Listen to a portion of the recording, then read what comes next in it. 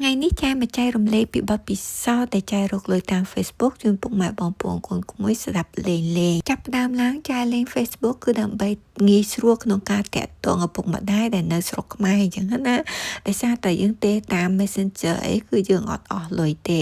យើងអស់តែលុយថ្លៃបង់អ៊ីនធឺណិតហ្នឹងហើយតែបើសិនជាយើងទេ direct ទេទូរស័ព្ទគឺអស់ថ្លៃខ្លាំងអញ្ចឹងហើយបានជាចាយជ្រើសរើសយក Facebook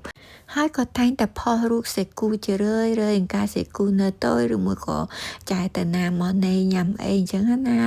ហើយចាយក៏មិនសូវជាទទួល friend ប្រហែលដែរទទួលមិត្តភក្តិតែចាយស្គាល់ទេអ្នកដែលអត់ស្គាល់គឺចាយអត់តែទទួលសោះឡើយហើយបងប្អូនចាយគឺគាត់ដឹងថា Facebook លេងរកលុយបានអញ្ចឹងគាត់ប្រាប់ចាយគាត់បរៀនចាយអញ្ចឹងតែចាយអត់តែចាប់អារម្មណ៍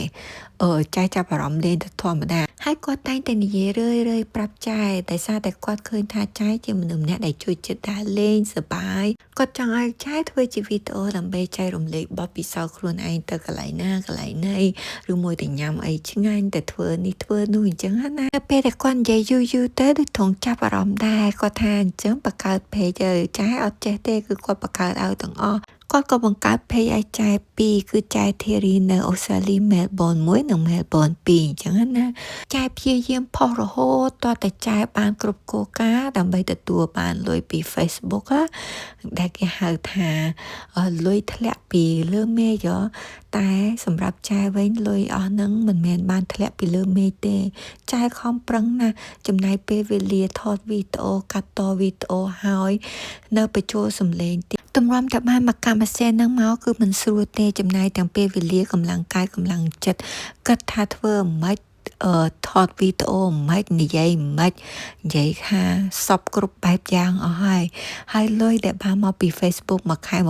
30ទៅ$50ហ្នឹង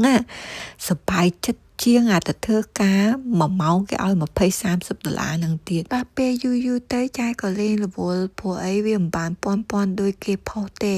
អញ្ចឹងហើយចាយក៏ឈប់លេងនៅក្នុង page ហ្នឹងទៅតែដោយសារតែចាយជួយចិត្តដើរលេងសប្បាយហើយផុសរូបនេះផុសរូបនោះអញ្ចឹងណាជួយចិត្តថតរូបអីអញ្ចឹងទៅក៏ចាយលេងក្នុង account ផ្ទាល់ខ្លួនឯងវិញរាល់ថ្ងៃហ្នឹងណាគឺលេងដើម្បីសប្បាយបាត់អបសុខទេហើយក៏បានលុយខ្លះពីអាលេងបាត់អបសុខនឹងដែរគាត់ថាវាមិនច្រើនអញ្ចឹងណាមួយខែ20 30រៀល50រៀលអីអញ្ចឹងទៅតាមនិយាយទៅតាមគាត់ឲ្យប៉ុន្មានយកប៉ុណ្ណឹងអញ្ចឹងណាតែបើសិនជាគិតថាលេងដើម្បីរកលុយគឺវាអត់រួចកម្លាំងថ្លៃពលកម្មទេនិយាយរួមមកប៉ុណ្ណឹងរោមិនរស់ប្រហែលឆ្នាំទៀតបានរស់តែខ្យល់ទឹកហើយដោយពូសងគាត់និយាយចឹងអូនអើយអូនមិនរួចថ្លៃកាហ្វេផង